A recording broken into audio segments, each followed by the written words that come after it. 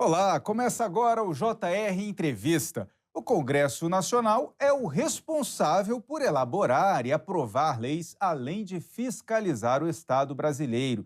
E entre tantas propostas em tramitação, hoje vamos destacar aquelas marcadas pela defesa da saúde, da educação públicas, o enfrentamento à violência doméstica e a luta pelos direitos das mulheres, dos trabalhadores e das pessoas com deficiência.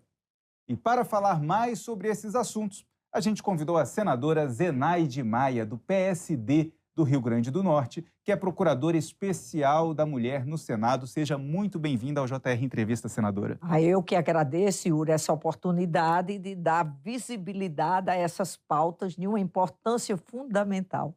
Porque eu costumo dizer que quando se defende mulher, está se defendendo no mínimo 53% da população brasileira. Sem dúvida. E eu quero começar pela reforma tributária. Na PEC, que está em tramitação no Congresso Nacional, a senhora apresentou emendas que propõem, entre outras propostas, a taxação das grandes fortunas aqui do Brasil. E esse imposto, ele poderia, de fato, reduzir a atual, a gritante desigualdade social do país? Não tenha dúvida disso, porque os países mais civilizados que taxaram lucros e dividendos e que taxaram as grandes fortunas reduziram a desigualdade social. Essa desigualdade que está sendo vista no nosso país, isso é, como você falou, é gritante e não faz bem para ninguém. Como é que 1% da população tem mais de 50% da riqueza de um país?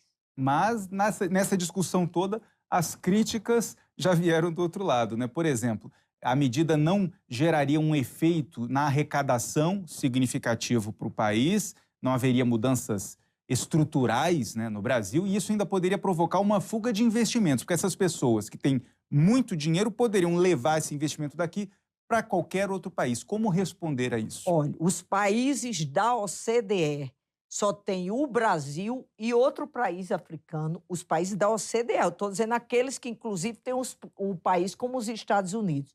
Eles taxam, sim, lucros e dividendos. Essa reforma tributária, nada contra unir os impostos, diminuir a burocracia, mas essa reforma não faz o que deve fazer, a justiça tributária. Quem ganha mais, quem ganha menos, paga menos, quem lucra menos, paga menos e quem lucra mais, paga mais. Até porque, sobre lucros e dividendos, o Brasil, como eu falei, é um dos únicos países do mundo que não cobra impostos sobre lucros e dividendos. Eu citaria aqui bem rápido um exemplo. Um trabalhador que ganha menos de R$ 5.000 paga 27,5% de imposto de renda. E um grande empresário, seja de que ramo for, que faz retiradas de 300 mil ou mais, paga zero de imposto de renda. Aí, para onde vai os impostos? O Brasil cobra quase 50% de imposto na cadeia final, consumo e serviços. E os Estados Unidos, por exemplo, é quase 50% sobre lucros e dividendos. Essa é uma reforma tributária que não faz justiça tributária e que também continua tributando quem não deve ser tributado. Porque se eu tributo mais no consumo, é como, por exemplo, claro que agora tem a desoneração da folha de pagamento para algumas empresas que geram emprego e renda e da cesta básica. Porque sem essa retirada de tributação, eu, com meu salário de senadora, pago numa lata de leite ninho o mesmo imposto que paga um assalariado. Isso não pode estar correto. E não acredito que alguém vai deixar de investir no Brasil, porque a maioria enrica aqui, né? Porque não paga imposto, não pode ser esse paraíso. Gente, imposto não é para governo A, B ou C. Isso é suprapartidário.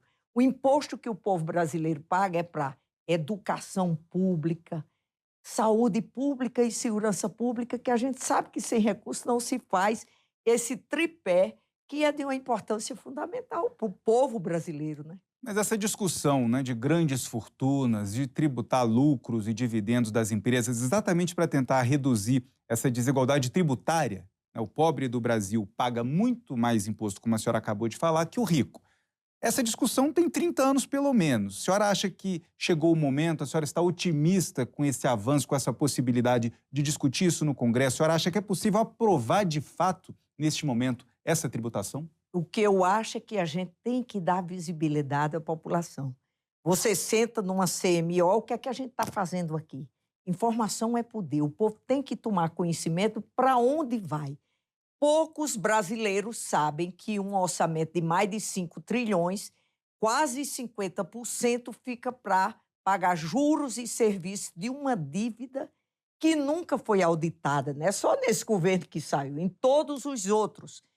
Ninguém senta à mesa, que é o sistema financeiro, para discutir. Aí a gente tem um orçamento desse tamanho e a gente fica mendigando por 40% para a saúde, 4% para a saúde pública, 4% para a educação e, pasme, gente, o orçamento é menos de 0,5% para a segurança pública. Então, o fato da gente levantar, chamar a atenção da população brasileira, que esse modelo não vai levar a nada, vai aumentar a violência, porque a gente sabe que quem diminui a violência é uma educação pública de qualidade em tempo integral, que é o que faz os países desenvolvidos, é uma saúde pública de qualidade, que é o nosso lindo SUS, que o que precisa é financiamento. Na verdade, a gente pode aprovar as leis que quiser, mas se a gente não ofertar recursos no orçamento para que elas sejam efetivamente cumpridas, não vamos chegar a lugar nenhum. Então, agora é torcer para que essas discussões avancem nas duas casas. E eu queria aproveitar a senhora aqui para mudar o assunto. Nós recebemos muitos pedidos aqui na Record TV para perguntar para a senhora sobre a síndrome de Tourette. É o nome francês, né? Em português escreve Tourette, a gente tem diversas pronúncias diferentes pelo país sobre a síndrome, mas é aquela síndrome que se caracteriza por diversos tipos de tiques que a pessoa acaba tendo ali involuntários, ela não consegue controlar, né, o tique. Podem ser tiques de movimentação, motores ou até vocais, né, de gritos, de falar coisas que a pessoa nem quer naquele momento, né? E a gente tem um problema em relação a essa síndrome, que ela não está enquadrada, né, na legislação. As pessoas que têm a síndrome, que têm o diagnóstico, não são consideradas pessoas com deficiência. A senhora é relatora de uma proposta que tenta finalmente corrigir isso. Olha, em 1885, Tourette ou Tourette descobriu essa síndrome, que é um diagnóstico clínico e não tem explicação para ela não estar nas mesmas condições como com pessoas com deficiência. A gente sabe que tem vários graus da doença, o diagnóstico é clínico e só o fato dessa relatoria minha já favorável, a gente de lá vai para os direitos humanos e eu quero fazer audiências públicas, porque quando a gente dá visibilidade a uma síndrome dessa, a gente chama a atenção não só da sociedade civil, mas dos trabalhadores da saúde, lá na saúde primária, que é quem já vai chamar a atenção, já que o diagnóstico é clínico. Nós temos, sim, é uma patologia, existe, e a gente tem que dar os mesmos direitos das outras patologias neuropsiquiátricas, que inclui eles que têm deficiência. E a gente sabe que tem os graus, como as outras doenças. Então, não vou só relatar a favor, como vou fazer parte, lutar, falar sobre isso e dar esse direito às pessoas que estão com essa patologia que muitas vezes, antes da ciência descobrir, eram retiradas das salas de aula como pessoas rebeldes, entendeu? E hoje a ciência nos deu a oportunidade de mostrar que é possível fazer tratamentos e acompanhar essas pessoas, dar uma vida digna a elas. Senadora, a gente vai continuar nesse assunto, mas antes eu quero dizer a você que é possível assistir ao JR Entrevista na Record News, no Portal R7, no Play Plus, no Jornal da Record, no JR 24 horas, à 00:30 e também nas nossas redes sociais. Então, senadora, a senhora, né, como relatora dessa proposta, já vai encaminhar um parecer favorável. Como que a senhora acredita que vai ser essa tramitação? Haverá barreiras ou é possível convencer os colegas parlamentares e ter, de fato, uma aprovação de um projeto de lei para corrigir essa injustiça? Olhe, não tem como, claro que tem sempre contra, né, mas não tem como a gente não a patologia existe, os pacientes existem, os brasileiros estão aí e estão clamando por isso. Então cabe ao Congresso Nacional fazer essa lei, já botando na lei que fica mais difícil ser negada, porque quando a população sabe que existe uma lei lhe protegendo, ela tem, onde não estiver sendo atendido, já ter com quem reclamar com valores legais. E sendo realista, até quando a senhora acredita que esse projeto poderia se tornar lei? Eu quero, já no início de novembro, a gente aprovar numa comissão e na Comissão de Direitos Humanos e ir para o plenário. Eu digo que isso não é um projeto que as pessoas vão deixar. Por que vamos deixar as pessoas que têm síndrome de Tourette ou Tourette ser diferente das outras patologias? São seres humanos, a ciência comprova que existe e a ciência também comprova que essas pessoas precisam do abraço, da inclusão pelo Estado brasileiro. E é isso que a gente vai fazer e eu vou lutar por isso e espero que a gente aprova. Eu Sem dúvida. acredito que isso não vai ter, não passa nem pela CAI, entendeu? Porque tudo que a gente fala para ajudar as pessoas que precisam mais, falam logo. E o impacto financeiro? Não é o impacto financeiro. A gente tem que, quando olhar, ver esse lado humano. E o lado humano, por que vamos menosprezar essas pessoas que têm todos os graus de deficiência e que muitas vezes nas escolas eles sofrem bullying, e a gente sabe por isso, e não vamos olhar, vamos ser omissos? Omissos não. E mesmo assim a gente só está exigindo o que está na Constituição, Então, que a nascendo saúde é um direito de todos e um dever do Estado. até o final do ano, o Senado deve Eu resolver essa acho que a situação, na gente visão da senhora. consegue e vai cobrar o sancionamento da Presidência da República. Perfeito. E voltando à reforma tributária, a senhora também apresentou emendas para tributar aqueles produtos considerados nocivos à saúde. E aí esse imposto a mais de um produto nocivo à saúde iria justamente para o tratamento de doenças. Quais seriam esses produtos e para que tipo de ajuda, né, no reforço à saúde iria esse recurso? Já está a proposta de emenda, a reforma tributária, é botar, além de tributar esses produtos, o Brasil é um país que, quando a gente fala de extrativismo, praticamente esse povo não paga imposto. Eu citaria aqui, por exemplo, o minério, extrativismo mineral. A gente vê isenção fiscal bilionárias para o extrativismo mineral, que não só adoece o meio ambiente, que a gente vê aí, a gente tem um exemplo de Brumadinho. São lucros exorbitantes e muitas vezes não paga imposto para tratar pelo menos aquilo que foi causado a curto, médio e longo prazo por esse extrativismo. Isso surge de outros extrativismo também, mineral, o mineral, o animal e o próprio vegetal. Então, a gente tem que tributar e não deixar fora dos tributos. Pelo menos eles têm que deixarem algo para tratar as pessoas, os brasileiros e brasileiras, que eles adoeceram. Sem dúvida, né, é uma proteção ali, um reforço ao meio ambiente e à saúde das pessoas. E a senhora estaria falando também de tributar, por exemplo, os alimentos ultraprocessados, que também fazem mal à saúde, adoecem os brasileiros? Isso a gente tem que tributar. Eu estou propondo que eles estão. A gente está vendo aí na reforma que tem aqueles que têm isenção total e aqueles parcial, que pelo menos 40% do que for arrecadado por esses produtos processados e ultraprocessados vá para o Fundo Nacional de Saúde. A população precisa desse tratamento. Adoecem, a gente não tem essa força para já tirar do mercado os processados e ultraprocessados e, ao mesmo tempo, não deixar nada para a saúde. Não vamos tributar. Gente, os tributos são para manter os gastos básicos de um país. a saúde pública, a educação pública, a segurança pública e a assistência social. Não tem outra maneira, porque se dissesse, não, país tal não cobra impostos, mas oferece tudo isso. Não tem outra maneira de oferecer gastos primários, essenciais. Eu costumo dizer, tudo bem que o país está em dificuldade financeira, ele faça o famoso aperto fiscal.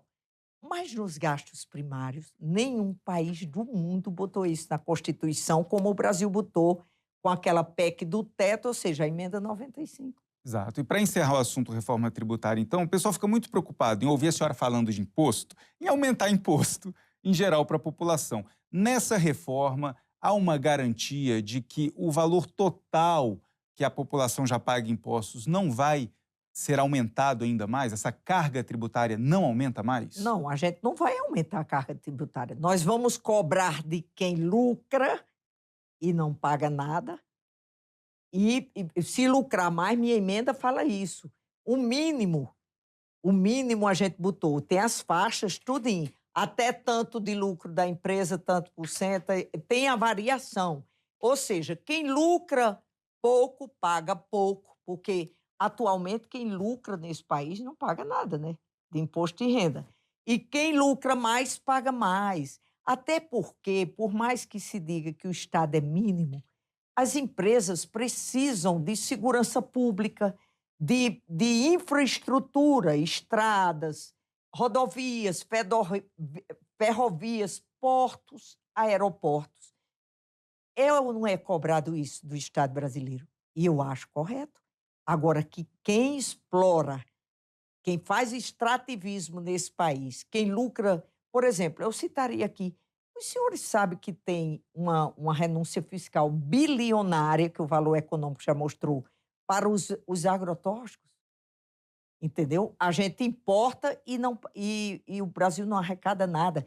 Ou seja, agrotóxico que a gente sabe que é diretamente o agrotóxico ele tem efeito, eu como médica, no próprio paciente. Eu costumo dizer, o índice de câncer aumentou assustadoramente. O mínimo que essas grandes empresas podem fazer é deixar parte desse lucro para investir na saúde desse povo que adoeceu com esses produtos. Não é aumentar impostos, é cobrar nos locais corretos. Não no consumo, não no serviço. Que afeta o mais pobre O do mais país, né? pobre, e que é a maioria, né, gente? É a grande maioria desse país. Hoje nós temos ainda 30 milhões com fome, que nada justifica isso. Perfeito, senadora. O JR Entrevista faz um rápido intervalo e, na volta, a gente conversa muito mais com a senadora Zenaide Maia. Não saia daí.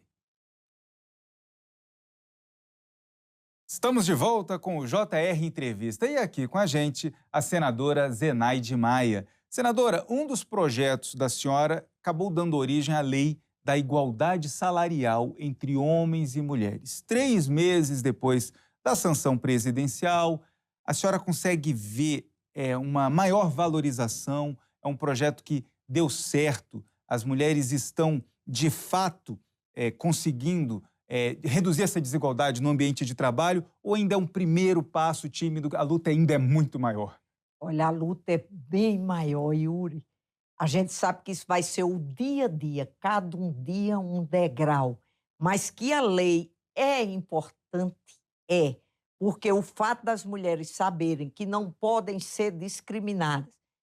Gente, é difícil a gente acreditar que em pleno século XXI, uma mulher que exerce a mesma atividade na mesma empresa ganhar menos só pelo fato de ser mulher. Isso é algo difícil da gente acreditar, mas isso é justamente o machismo estrutural. E nós, mulheres, temos que lutar por isso. Por quê? Nós não temos nem 100 anos que nos permitiram aprender a ler e a escrever. Votar. Votar e ser votado. E mesmo assim, o que é que eu observo? Na hora que nos deram essa oportunidade, nós, quando participamos de processos seletivos, nós estamos nos aproximando dos homens. Mas na hora do poder, dos locais de poder decisivo, nós ainda somos grande minoria. Então, A gente tem que começar. Aquela história, mulher brasileira, não, a gente não tem o direito de ser servil, de baixar a cabeça, porque sabemos que não vem nada gratuito para a gente. E a senhora viu esse preconceito, né, na carreira como médica e também como parlamentar no Senado. A senhora vê que a representatividade feminina na política ainda é muito baixa, né? É, com certeza. Por exemplo, eu como médica, eu nunca vi uma diretora do Hospital Universitário Onofre, está tendo agora. Os hospitais, é a primeira mulher que está assumindo que é a EBSERH, empresa brasileira. Mas sempre foram homens. Mas mesmo assim, ou seja, como médica, a gente consegue se igualar. No início tem algumas carreiras de médico, como cirurgião. Isso ficava ainda isso reservado para os homens. Mas hoje nós estamos quebrando barreiras. Eu costumo dizer, o Brasil é um país privilegiado nesse sentido. Nós temos mulheres capazes para exercer qualquer cargo, no legislativo, no executivo e no judiciário. Sem dúvida. E a senhora, no Senado, no parlamento, a senhora é a relatora de um marco regulatório, né, que discute a economia circular do plástico, né? O marco acabou de passar na Comissão de Assuntos Sociais. Explica para a gente o que esse projeto prevê, o que é uma economia circular do plástico, não é uma bola de plástico só, né? Não. A economia circular do plástico, eu queria deixar claro aqui que essa economia circular do plástico vai para CAIS, que tem tudo a ver com a saúde. O que acendeu o sinal vermelho foi justamente a presença do plástico, até microplástico, nos seres humanos, no cérebro, principalmente, em todos. E a própria Unesco, essa é a década dos oceanos. Nós temos ilhas de plástico, mas deixando claro aqui que aquele plástico, esse projeto, esse marco regulatório, é para o plástico de uso único e que não vai desempregar, porque no próprio projeto existe um estímulo do Estado brasileiro aos catadores seletivo para aquelas cooperativas. Incentivar a reciclagem. Então. Incentivar a reciclagem. E outra coisa, tem que alguém iniciar, gente. Isso a gente sabe que se você não contaminar os mares, está dando um prejuízo grande. Isso sim está desempregando as pessoas. Então, aprovamos na CAS, vamos para as outras comissões, começando isso, olhar e também a mesma coisa, dando visibilidade ao povo brasileiro, que isso é um projeto que toda a sociedade tem que dar a mão, a conscientização desde a sua casa, de separar o lixo seletivo, que a gente precisa educar a nossa população. Nossas indústrias, que vai dar tempo, quem produz o plástico, quem faz isso, o plástico todo é um derivado do petróleo, né? Pois é. A gente sabe disso. Então, o que é que acontece? Precisa sim. Isso aqui não é aquela que dá interesse pessoal, que é essa defesa da natureza desenfreada. As universidades brasileiras que estudaram descobriram a presença do microplástico, que é um perigo. Isso mostrou que a gente precisa reduzir a produção de plástico. Começa pelo o plástico de uso único, porque se já chegou ao cérebro das pessoas, a gente não tem ideia de onde vai chegar. Agora, mais. O banimento do plástico de uso único, ele não atrapalha a economia do país? Tem empresário reclamando dessa proposta. Não, claro, você imagina, né? Claro, mas ele pode sim. A gente começa, por exemplo, pelo canudo, o fast food, de uma maneira geral. Tem que ser, porque só a coleta seletiva não está. Porque quando processa, a gente está descobrindo, você vê o que é a ciência e a tecnologia, que o microplástico, aquele que a gente não vê, ele está chegando ao organismo do ser humano. E eu acho, gente, que a gente tem que ter esse olhar dessa política do bem comum. Isso aqui é suprapartidário. Nós não vamos desempregar ninguém. Nós estamos dando 3 anos para a produção e 6 para a comercialização. Entendi. Que é para as indústrias se descobrir novas tecnologias. E tem. A gente Faz uma transição, uma né, transição, senador? por exemplo. A Europa já tem essa transição. Isso que a gente está aprovando aqui, lá já tem há alguns anos. E para encerrar, o Ministério da Saúde já reconheceu a depressão pós-parto, né? Tem inúmeras consequências para a saúde da mulher e a consequência é o vínculo dessa mãe, a nova mãe, com o bebê. E a senhora tem uma proposta para estabelecer uma assistência psicológica para a mãe antes e depois do parto. Olha, a gente inclusive já aprovou, né? Está esperando que o presidente sancione. Só falta a sanção Só, agora. só agora. Então, o que é que acontece? A depressão pós-parto é real, existe, é 15% das mulheres que têm, em maior ou menor grau. E que essa mulher precisa estar com acompanhamento de uma equipe multidisciplinar, inclusive com psicólogo, desde o seu pré-natal, que começa na saúde primária, durante toda a gravidez, no parto e o puerpério, que é o que vem depois. Às vezes, tem quadros mais graves de mãe que não se aproxima do filho. E essa depressão é tão grave, uma das causas é a queda hormonal brusca pós-parto, porque na gravidez tem aquele aumento da maioria dos hormônios. É tanto que o quadro penal, a lei penal brasileira de 1940, já previa a amenização desse quadro da mãe de um crime no pós-parto. Então, é real e a gente está só aguardando que o presidente da República sancione. Cabe à população, gente, vocês mulheres grávidas aí do Brasil, fazer seu pré-natal bem direitinho no seu posto de saúde e exigir um acompanhamento durante toda a gravidez. Perfeito. E o JR Entrevista fica por aqui. Lembrando que você pode assistir ao programa na Record News, no portal R7, no Play Plus, no Jornal da Record, no JR 24 horas, à 00h30 e também nas nossas redes sociais. Muito obrigado pela presença da senhora senadora aqui no JR Entrevista. Até uma próxima. Eu que agradeço. Eu posso dizer aqui, as mulheres brasileiras precisam vir fazer parte da política. São decisões políticas que definem nosso salário, que definem nossa carga horária, que definem nossa idade para se aposentar. Obrigado, senadora, e obrigado também a você pela companhia. Até a próxima. Tchau, tchau.